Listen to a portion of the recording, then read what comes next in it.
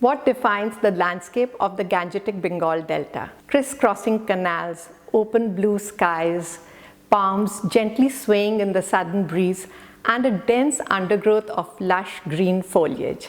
And it is but obvious that every Bengali dreams of a house in such a surrounding. While demand and cost of built-up space are eroding the natural character of metropolitan Kolkata, suburban housing societies like the Nobodarsho next to the Bakra Canal in Birati are providing an idyllic location for home seekers at a reasonable price.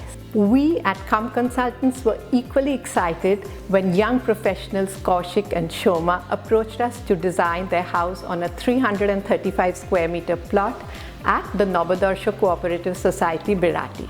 It was to house them, their daughter, 4 dogs, a large aquarium, and be built at a minimal budget.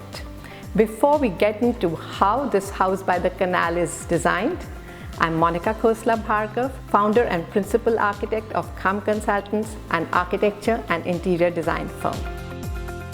When I first went to see the site, which is just about 3.5 kilometers from Kolkata airport, I already had this romantic notion in my head of a house by the canal, which was totally disillusioned when I saw the Bakra Canal. Our canals are in a pathetic condition. They are choking with garbage, sewerage, encroachments, and are a breeding ground for mosquitoes.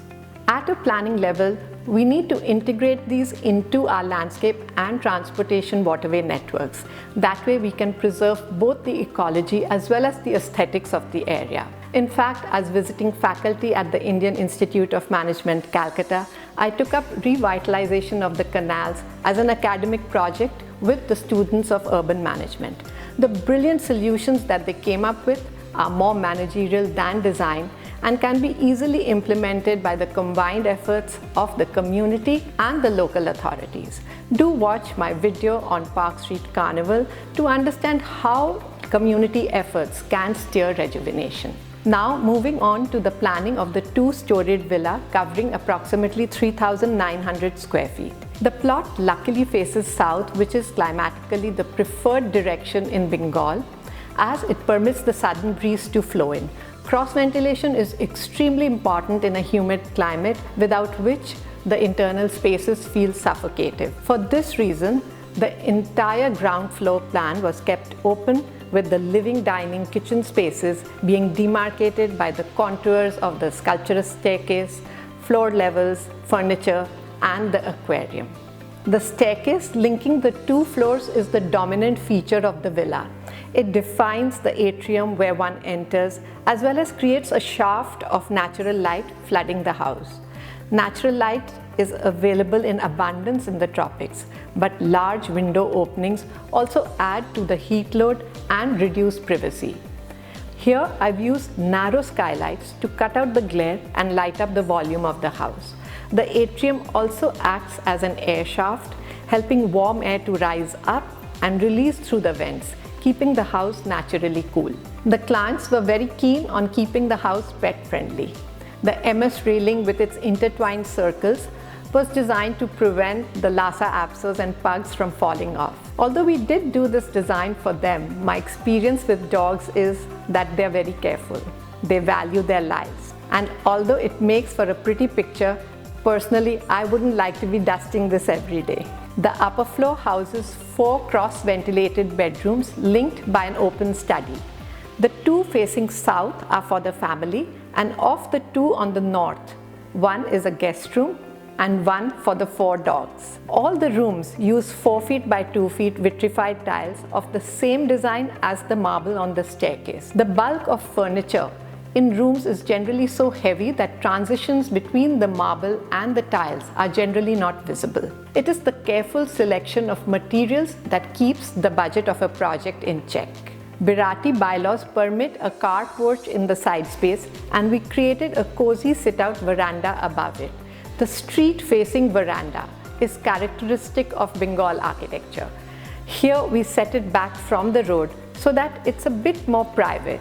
It's also very airy, having that coveted south-north orientation, and connects with the study inside. Another sit-out that we created was the terrace. With houses becoming smaller, and open spaces in the city reducing, the roof garden has assumed an important role in today's architecture. Shoma's dream of a kitchen garden and Kaushik's passion for barbecue were both married to create a terrace garden abundant with fruits, vegetables, and a nook to hang out. Now, coming to the form of the bungalow.